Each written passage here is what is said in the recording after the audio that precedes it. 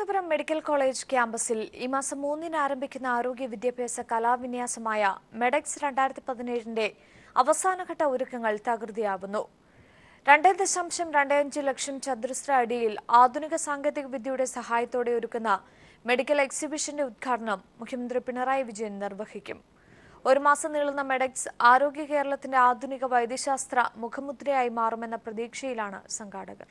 Thiruvananthapuram medical കോളേജിന്റെ 65ാം വാർഷികത്തോടനുബന്ധിച്ച് ആരോഗ്യ സർവകലാശാല വിദ്യാർത്ഥി യൂണിയനും തിരുവനന്തപുരം മെഡിക്കൽ കോളേജും സംയുക്തമായാണ് ഗ്ലോബൽ മെഡിക്കൽ എക്സിബിഷൻ മെഡെക്സ് 2017 ഒരുക്കുന്നത്.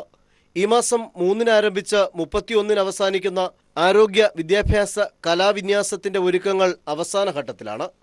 തിരുവനന്തപുരം മെഡിക്കൽ കോളേജിലെ 54 വിഭാഗങ്ങളും Sreechitra medical centre, RCC, Rajiv Gandhi institute, government dental college എന്നിവരും മെഡെക്സിൽ അണിനിരക്കും.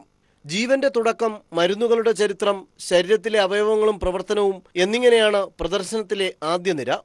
അനാട്ടമി, പത്തോളജി, ഫോറൻസിക് വിഭാഗങ്ങൾ, കമ്മ്യൂണിക്കേറ്റീവ് മെഡിസിൻ തുടങ്ങിയവയൊക്കെ വ്യത്യസ്തങ്ങളായ വിസ്മയ ശാസ്ത്ര കാഴ്ചകളാണ് എക്സിബിഷനിൽ സമ്മാനിക്കുന്നത്.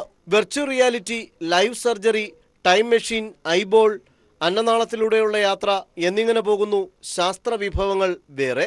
മെഡെക്സ് 2017 സംഘാടക സമിതി secretary doctor Joby John, from the cell to brain, cell മുതൽ ബ്രെയിൻ വരെയുള്ള ഒരു യാത്രാ വിവരണം പോലെ ഒരു ട്രാവലോഗായിട്ടാണ് ഇത് ചെയ്തിട്ടുള്ളത്. രാവിലെ 10 മണി മുതൽ രാത്രി 7 വരെയാണ് പ്രദർശനം. 100 രൂപ, 200 രൂപ ടിക്കറ്റുകളാണ് പ്രദർശനം കാണാനെത്തുന്നവർക്കായി നൽകുക.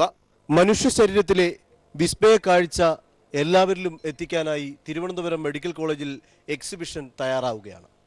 ഏതായാലും ഈ കാഴ്ചകൾ വളരെ വ്യത്യസ്തമായ രീതിയിൽ തന്നെ ആസ്വദിക്കാനായി ഇവിടേക്ക് എല്ലാവർക്കും ഒരു മാസം സമയമാണ് ഉള്ളത്. ക്യാമറാമാൻ അജിത്തിനൊപ്പം സുനിൽ അരുമ.